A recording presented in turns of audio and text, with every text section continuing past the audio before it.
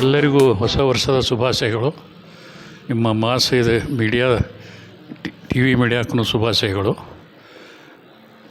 ಈ ಮುಂಬರುವ ವರ್ಷದಲ್ಲಿ ಎಲ್ಲರಿಗೂ ಆರೋಗ್ಯ ಆಯುಷ್ಯ ಎಲ್ಲ ಕರ್ನಾಟಕ ಜನತೆಗೆ ನಮ್ಮ ವಕೀಲ ಫ್ರೆಟರ್ನಿಟಿಗೆ ದೇವರು ಒಳ್ಳೆಯ ಇದನ್ನು ಕೊಡಲಿ ಅಂತೇಳಿ ಹಾರೈಸುತ್ತೇನೆ. ಸರ್, ಈಗ ನೀವು ನಮ್ಮ ಕರ್ನಾಟಕ ರಾಜ್ಯ ವಕೀಲರ ಪರಿಷತ್ತಲ್ಲಿ ಬಂದ ಕೆಲವೇ ತಿಂಗಳಲ್ಲಿ ಬಹಳಷ್ಟು ಹೆಸರು ಮಾಡಿದ್ವಿ. ಕರ್ನಾಟಕದಾದ್ಯಂತ ನಿಮ್ಮ ಹೆಸರು ಬಹಳ ಓಡಾಡ್ತಾ ಇದೆ.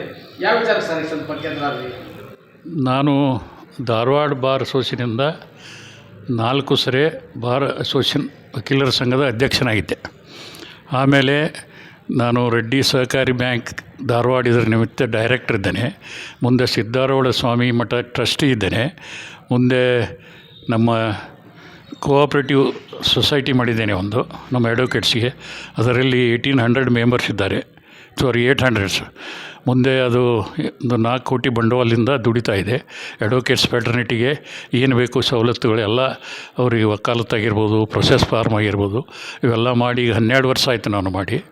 ಇದರ ಜೊತೆಗೆ ನಾನು ನಮ್ಮ ಕರ್ನಾಟಕ ರಾಜ್ಯ ವಕೀಲರ ಪರಿಷತ್ತಿನ ಅಧ್ಯಕ್ಷನಾಗಿ ಮಾಡಿದಂಥ ಮೊದಲೇ ಕೆಲಸ ಅಂದರೆ ನಮ್ಮ ಕರ್ನಾಟಕ ರಾಜ್ಯ ವಕೀಲರ ಕಲ್ಯಾಣ ನಿಧಿ ತಿದ್ದುಪಡಿ ಕಾಯ್ದೆಯನ್ನು ನಮ್ಮ law minister H K Patil ಸಾಹೇಬರಿಗೆ ಕೊಟ್ಟು ಅದನ್ನು ಕಾರ್ಯರೂಪಕ್ಕೆ ತರಲಿಕ್ಕೆ ಇದನ್ನು ಮಾಡಿದ್ದೇನೆ. ಅದು ಕ್ಯಾಬಿನೆಟ್ನಲ್ಲಿ ಮೊನ್ನೆ ಬರಬೇಕಾಗಿತ್ತು. ಈಗ ವಿದಿನ್ ಎ ಶಾರ್ಟ್ 2-3 ಡೇಸ್ ಅದನ್ನು ಅನೌನ್ಸ್ ಮಾಡ್ತಾರೆ. ಈಗ 10 ಲಕ್ಷ ಇದು 8 ಲಕ್ಷ ಇದ್ದಿದ್ದು 10 ಲಕ್ಷವನ್ನು ಎನ್ಹಾನ್ಸ್ಮೆಂಟ್ ಮಾಡಿದ್ದೇನೆ. ಯಾಕಂದರೆ ಎಲ್ಲ ನೆಗಡಿಗಳಿಗೆ ತುಟ್ಟಿಯಾಗಿದ್ದಾವೆ. ಅಡ್ವೊಕೇಟ್ಸಿಗೆ ಅಫೋರ್ಡ್ ಮಾಡೋದಾಗೋದಿಲ್ಲ. ದವಾಖಾನೆ ಭಯಂಕರ ಇದು ಬರುತ್ತೆ. ಅವರೇ ಕೊಟ್ಟ ದುಡ್ಡು ಅದು ನಾವು ವೆಲ್ಫೇರ್ ಅಂತ ಕಲೆಕ್ಟ್ ಮಾಡ್ತೇವೆ. ಆ ಹಣದಿಂದನೇ ಈಗ ಎನ್ಹಾನ್ಸ್ಮೆಂಟ್ ಮಾಡಲಿಕ್ಕೆ ಅದು ಆ್ಯಕ್ಟ್ ಅಮೆಂಡ್ಮೆಂಟ್ ಅಂತ ಕಾಯ್ದೆ ಇದೆ. ಅದಾದರೆ ಮುಂದೆ ಮಾಡೋಕ್ಕೆ ಬರುತ್ತೆ.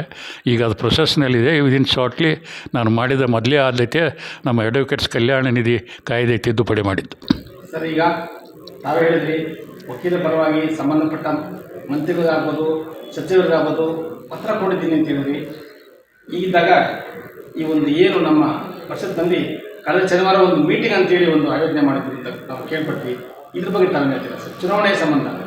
ಚುನಾವಣೆ ಸಂಬಂಧ ನಿನ್ನೆ ಅವರು 3ನೇ ತಾರೀಕು high power committee as per supreme court direction ಪ್ರಕಾರ ಜಸ್ಟಿಸ್ ಕೃಷ್ಣಕುಮಾರ್ ಅಂಥೇಳಿ retired chief justice of Manipur and present is staying in Chennai, is the highest high power committee chairman, and he has taken 2 retired judges in Karnataka, one Mr. Ajit Gunjal and another Mr. Subhas Adi to assist him. And Subhas Adi is the returning officer, and tentatively date is fixed 11 or 12, 3rd March. Is the calendar of events going to present day or today or tomorrow? Sir, ಅಂದರೆ ಈ ಚುನಾವಣೆ ಯಾವತ್ತು ನಡೀತಾ ಇದ್ದೀರಾ? ಮತದಾನ ಯಾವತ್ತಿರ್ಬೋದು sir?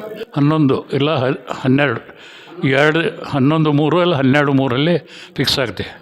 ಅಂದರೆ ವಕೀಲರಿಗೆ ಏನೋ ಒಂದು 3 ತಿಂಗಳು ಮುಂಚೆನೇ ಏನಾದ್ರು ಒಂದು ಎಲ್ಲರೂ ಗೊತ್ತಾಗಬೇಕು, ಕ್ಯಾನ್ವಾಸ್ ಮಾಡಲಿಕ್ಕೆ ಅನುಕೂಲ ಆಗ್ತದೆ ಅಂತ ಹೇಳ್ತಾರೆ. ಇದ್ರ ಬಗ್ಗೆ ಏನು ಸರ್ ಅಂತರ? ಇಲ್ಲ, ಸುಪ್ರೀಂ ಕೋರ್ಟ್ ಡೈರೆಕ್ಷನ್ ಇದೆ 25th ಮಾರ್ಚ್ ಒಳಗೆ ಇನ್ಕ್ಲೂಡಿಂಗ್ ಕೌಂಟಿಂಗ್ ಮುಗಿಬೇಕಂತೆ ಸುಪ್ರೀಂ ಕೋರ್ಟ್ ಆರ್ಡರ್ ಮಾಡಿದ್ದಾರೆ. ಅದು ಹೈ ಪವರ್ ಕಮಿಟಿನೂ ನೇಮಿಸಿದ್ದಾರೆ. ಬಿಕಾಸ್ ನಮ್ಮದು ಎಕ್ಸ್ಟೆಂಡೆಡ್ ಪೀರಿಯಡ್ 8 ಇಯರ್ಸ್ ಆಯಿತು. ಆ್ಯಕ್ಚುಲಿ ನಮ್ಮ ಟರ್ಮ್ 5 ವರ್ಷ.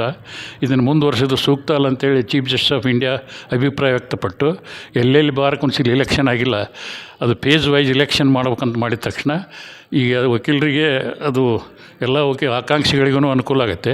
ಯಾಕಂದ್ರೆ ಡೆಮಾಕ್ರೆಟಿಕ್ ಪ್ರೊಸೆಸ್ನಲ್ಲಿ ನಾವು ಹಾಗೆ ಮುಂದುವರಿದು ತಪ್ಪಾಗುತ್ತೆ. ಆ ದೃಷ್ಟಿಯಿಂದ ನಮ್ಮ ಅಡ್ವೊಕೇಟ್ಸಿಗೆ ಯಾರು ನಿಂದಿರಬೇಕಂತ ಅಭ್ಯರ್ಥಿಗಳಿರ್ತಾರೆ ಅವರಿಗೆ ಅವಕಾಶ ಸಿಗುತ್ತೆ. ಇದು ಹೆಲ್ಪ್ಫುಲ್ ಆಗುತ್ತೆ ಅಂತ ನನ್ನ ಅಭಿಪ್ರಾಯ. ಸರ್, ಈ ಒಂದು ಚುನಾವಣೆಯಲ್ಲಿ ತಾವೆಲ್ಲರೂ ಈ ಒಂದು ಪರಿಷತ್ ಸಲುವಾಗಿ ನಾವು ಚುನಾವಣೆಯಲ್ಲಿ ಭಾಗವಹಿಸಲಿದ್ದೀರಾ? ನಾನು ಭಾಗವಹಿಸ್ತಾ ಇದ್ದೇನೆ. ನಾನು ಕಾಂಟೆಸ್ಟ್ ಮಾಡ್ತಾಯಿದ್ದೇನೆ. ನಾನು ಸರ್, ಹೀಗಿದ್ದಾಗ ನಮ್ಮ ಏನು ಕನ್ನಡ ರಾಜ್ಯ ವಕೀಲರ ಪರಿಷತ್ತಿಂದ ಸಂಬಂಧಪಟ್ಟ 5 ಜನ ವಕೀಲರನ್ನ ಅಮಾನತು ಮಾಡಿದ್ರೆ ಅಂತ ಹೇಳಿ ಅದು ಅಲ್ಲ, ಅಮಾನತು ಮಾಡಿದ್ದು ಇಲ್ಲೇ ನಮ್ಮ ಇದರಲ್ಲಿ ಮೀಟಿಂಗ್ ಆಯಿತು ಬಾರ್ ಕೌನ್ಸಿಲಲ್ಲಿ. ಆವಾಗ ರೀಲ್ಸ್ ಬಗ್ಗೆ ಅದು ಯಾರ್ಯಾರು ತಪ್ಪು ಪ್ರಚಾರ ಮಾಡಿದರು. ಮದ್ರಾಸ್ ಹೈಕೋರ್ಟ್ ಪ್ರಕಾರ ಅಂಥದ್ದು ಮಾಡೋರ ಮೇಲೆ ಕ್ರಮ ತಗೋಬೇಕಂತ ರೂಲಿಂಗ್ ಆಯಿತು. ಮುಂದೆ ಅದು ಏನೋ ದೃಷ್ಟಿಯಿಂದ ಸಸ್ಪೆಂಡ್ ನಾವು ಮಾಡಿ ಹಾಗೆ ಇಟ್ಟಿದ್ದೀವಿ. ನಾವು ಅದನ್ನೇನು ಕಮ್ಯುನಿಕೇಟ್ ಮಾಡಿದ್ದಿಲ್ಲ. ಬಟ್ ಯಾರೋ ಇಲ್ಲಿಂದ ಲೀಕ್ ಮಾಡಿದ್ದಾರೆ. ಬಟ್ ಅವರು ಅಡ್ವೊಕೇಟ್ಸ ನಮ್ಮ ಏನಿದ್ದಾರೆ ಪರ್ಸ್ನಲ್ ಗ್ರಜ್ ಥರಂದು ಮಾಡಬಾರ್ದು ಇಬ್ಬರು ಅಂಥೇಳಿ ಅವರಿಗೆ ಈಗ ನಾಳೆ 10ನೇ ತಾರೀಕಿಗೆ ಇಲ್ಲಿ ಕರೆದು ಅದನ್ನು ಸೆಟಲ್ಮೆಂಟ್ ಮಾಡಿ ಆ ಚಾಪ್ಟರನ್ನು ಕ್ಲೋಸ್ ಮಾಡ್ತೀವಿ ಸರ್. ಸೆಟಲ್ಮೆಂಟ್ ಅಂತ ಹೇಳಿದ್ರೆ ಏನು ಸೆಟಲ್ಮೆಂಟ್ ಮಾಡ್ತೀರಾ ಸರ್? ಇಲ್ಲ, ನೀವು ಏನು ಪರ್ಸೆಂಟ್ ಅಲ್ಲ ವಿಡ್ರಾ ಮಾಡ್ತೇವೆ ಅದನ್ನೇ ಸಸ್ಪೆನ್ಷನ್ ಟೇಕ್ ಬ್ಯಾಕ್ ವಾಪಸ್. ಹೌದು. ಸರ್ ಇದ್ದಾಗ ವಕೀಲರಾದ ಬೆಂಗಳೂರಿನ ವಿನಯ್ ಕುಮಾರ್ ಮತ್ತು ಜಿ ಮಂಜುನಾಥ್, ರೇಣುಕಾದೇವಿ ಅಲಿಯಾಸ್ ರೇಣುಕಾ ಹಿರೇಮಠ್, ಮೈಸೂರಿನ ವಿ ರವಿಕುಮಾರ್ ಮತ್ತು ಹುಣಸೂರಿನ ಎನ್ ಪುಟ್ಟೇಗೌಡರು ಅಂತೇಳಿ ನಮ್ಮ KSBCನ ಅಮಾನತು ಅಂತೇಳಿ ಈ ವಿಷಯ ಬಹಳ ದುರುಸಾಗಿ ಓಡಾಡ್ತಾ ಇದೆ. ಇದ್ರ ಬಗ್ಗೆ ತಾವೇನು ಹೇಳ್ತೀರಾ ಸರ್? ಇಲ್ಲ, ಅದು ಯಾರು ಇಲ್ಲೇ ನಾವು ಅನ್ಕರೆ ಪ್ರಕಟ ಮಾಡಿಲ್ಲ. ಅದು ಯಾರು ಮಾಡಿದಾರೋ ಅದನ್ನು ಮೀಡಿಯಾದನ್ನು ಕರೆದು ನಾನು ಎನ್ಕ್ವೈರಿ ಮಾಡ್ತಾಯಿದ್ದೆ. ಯಾಕಂದ್ರೆ ಏನೋ ಪಬ್ಲಿಸಿಟಿ ಮಾಡ್ಬೇಕಾದ್ರೆ ನಾನು ಪರ್ಮಿಷನ್ ತೊಗೋಬೇಕು. ಸುಮ್ಮನೆ ಯಾರೋ ಕೊಟ್ಟರು ಪರಿಷತ್ನವ್ರು ಅಂತಂದರೆ ನಾಳೆ ಅದು ಇದು ಆಗುತ್ತೆ, ವೈಲೇಷನ್ ಆಫ್ ಮೀಡಿಯಾ ಆ್ಯಕ್ಟ್. ಅದರ ಸಂಬಂಧ ಅವ್ರನ್ನ ಕರೆಸಿ ನಾನು ಎನ್ಕ್ವೈರಿ ಮಾಡ್ತೇನೆ. ಎನಿಯೋ ಇದನ್ನು ನಾನು ಪ್ರೊಸೆಸ್ ಮಾಡಬಾರ್ದು in the interest of advocates, ಯಾರೇ ಆಗಿರಲಿ. ನಾಳೆ ಎಲೆಕ್ಷನ್ ಬಂದೋದ್ರಿಂದ ಇದನ್ನು ಬೆಳೆಸೋದ್ರಲ್ಲಿ ಅರ್ಥ ಇಲ್ಲ. ಎಲ್ಲರೂ ಅವ್ರ ಕೇಸನ್ನು ವಾಪಸ್ ತಗೋಬೇಕು. ಇದನ್ನೇ ರೀಲ್ಸು ನಾವು ಅದೆಲ್ಲ ಡಿಲೀಟ್ ಮಾಡಬೇಕು. ಒಂದು ಕೋಆರ್ಡಿನೇಟ್ಲಿ ಮ್ಯಾನರ್ ಮೇಲೆ ಎಲ್ಲರೂ ಸಹೋದರನಿಂದ ಇಲೆಕ್ಷನ್ ಮಾಡ್ಬೇಕಂತೇಳಿ ನಾನು ಬಯಸ್ತಾಯಿದ್ದೆ.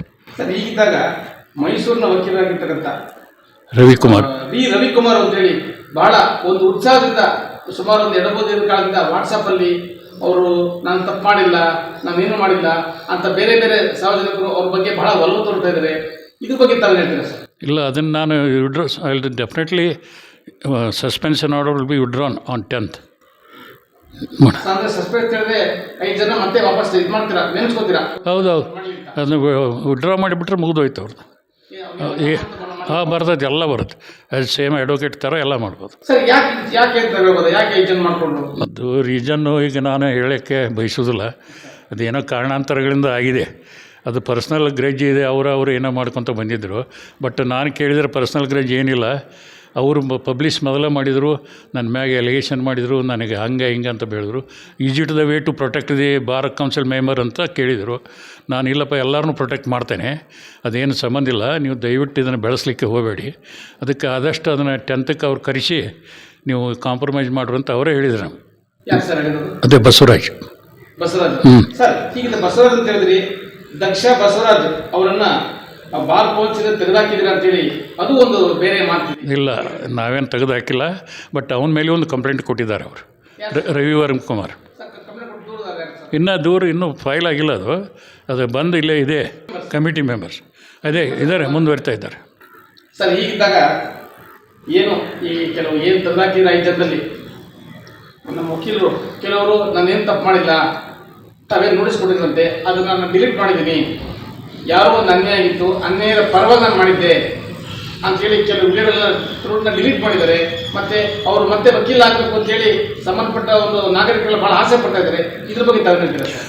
ಅಲ್ಲ, ಈಗ ಅವ್ರದ್ದು ವಕೀಲರಾಗಿ ಅವ್ರ ಹಕ್ಕು ಅದು. ಅವರು ಇದನ್ನು ಮಾಡ್ಬೋದು, ಪ್ರೈವೇಟ್ ಕಂಪ್ಲೇಂಟು ಅಥವಾ ಪಬ್ಲಿಕ್ ಇಂಟ್ರೆಸ್ಟ್ ಲಿಟಿಗೇಷನ್ನು, ಒಂದು ಪಬ್ಲಿಕ್ ಕಾಜಿಗೆ ಹೋರಾಟ ಮಾಡ್ಬೋದು. ಬಟ್ ಅದನ್ನೇ ಇಲ್ಲಿ ಬಂದು ಅವರು ಜಾಯ್ನ್ ಆಗಿ ಒಂದು ಲೆಕ್ಚರ್ ಕೊಟ್ಟು ಇದನ್ನು ಮಾಡಿದರೆ ಅದೊಂದು ಬೇರೆ ಆಗ್ತಾಯಿತ್ತು. ಬಟ್ ಅದು ತಪ್ಪು ಇಬ್ಬರದ್ದು ಆಗಿದೆ, ಅದು ನಾನೇ ಓಪನಾಗಿ ಹೇಳ್ತಿದ್ದೆ. ಅದಕ್ಕೆ in the interest of advocates community ಇದೆಲ್ಲ ಆಗಬಾರ್ದು. ಈ ಥರ ನಾನು ಅವರಿಗೆ ಕನ್ವಿನ್ಸ್ ಮಾಡಿ ಹೇಳಿ, ಇವತ್ತು ಬೆಳಗ್ಗೆನೇ ರವಿವರ್ಮ ಕುಮಾರ್ ಬಂದು ರವಿಕುಮಾರ್ ಅವರು ಬಂದು ಭೇಟಿಯಾಗಿ ಹೇಳಿದರು, ಇಲ್ಲಪ್ಪ ನೀವು 10th ಬರಬೇಕು, ನಾನು going to compromise and withdraw the my suspension order ಅಂತ ಹೇಳಿ. ಸರ್ ರವಿಕುಮಾರ್ ಮಾತ್ರ ಬಂದರು, ಇನ್ನು ಮುಖ್ಯದವರು ಎಲ್ಲ ಅವ್ರು ಬಂದರೂ ಅವಕಾಶ ಕೊಡ್ತೀರಾ? ಇಲ್ಲ, ಅವ್ರಿಗೆ ಕೊಡ್ತೇವೆ. ಅಷ್ಟರಿಗೂ ಬರಲಿಕ್ಕೆ ನೋಟಿಸ್ ಕೊಟ್ಟಿದ್ದೀವಿ ನಾವು. ಅವತ್ತು ಬಂದರು ಬರಲಿಕ್ಕೆ ನಾನು ಅವತ್ತು I am going to close this chapter. Sir ಇಷ್ಟೊತ್ತವ್ರ ಜೊತೆ ಇದ್ವಿ, ನಮ್ಮ ಕಚೇರಿ ಸಿಬ್ಬಂದಿ ವರ್ಗದವರು ಎಲ್ಲರೂ ಹೊಸ ಶುಭಾಶಯ ಹೇಳ್ತಾರೆ. ಮಾತು ಥ್ಯಾಂಕ್ ಯು ವೆರಿ ಮಚ್.